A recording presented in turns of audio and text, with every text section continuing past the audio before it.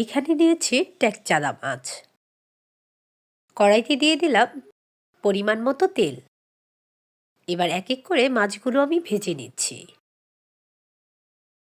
কার কার কাছে এই সামুদ্রিক মাছ খেতে ভালো লাগে অবশ্যই কমেন্ট করে জানাবেন। আমার কাছে সামুদ্রিক মাছ খেতে বেশ ভালো লাগে। মাছগুলো ভাজা হয়ে গেছে, এক এক করে তুলে নিচ্ছি। এবার কড়াইতে দিয়ে দিয়েছি বেশ খানিকটা পেঁয়াজ কুচি। পেঁয়াজগুলো আমি বেশ ভালো করে ভেজে নেব। ছোট ছোট করে আলু কেটে রেখেছিলাম, এবার পেঁয়াজের সাথেই আলুগুলো আমি ভেজে নিচ্ছি।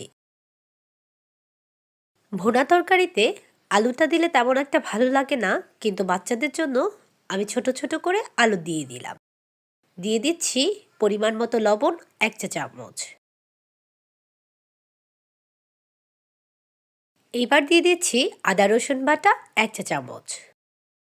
আদা রসুনটাও বেশ ভালো করে ভেজে নেব।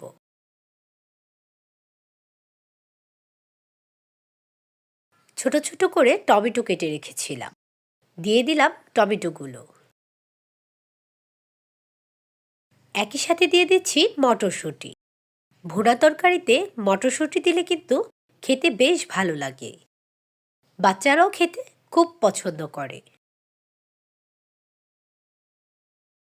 হলুদের গুঁড়া 2 চা চামচ,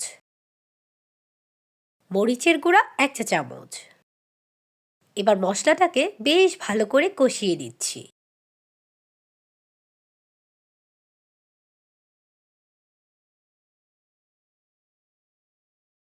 এইবার দিয়ে দিচ্ছি বেশ খানিকটা পানি, আলু আর মটরশুঁটিটা সেদ্ধ হওয়ার জন্য। সেদ্ধ হওয়া আগ পর্যন্ত আমি অনেকক্ষণ জাল করে নিয়েছি। এইবার মটরশুঁটিটা আর আলুটা অনেকটাই সেদ্ধ হয়ে গেছে। আবারও দিয়ে দিলাম বেশ খানিকটা পানি। বলক চলে এসেছে। এবার দিয়ে দিচ্ছি ভেজে রাখা মাছগুলো।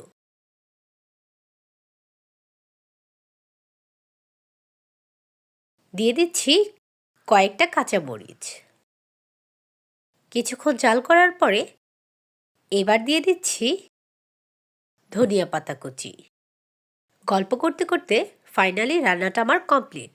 কার কার কাছে কেমন লেগেছে অবশ্যই কমেন্ট করে জানাবেন। আজকে আসি, আবার দেখা হবে। আল্লাহ হাফেজ।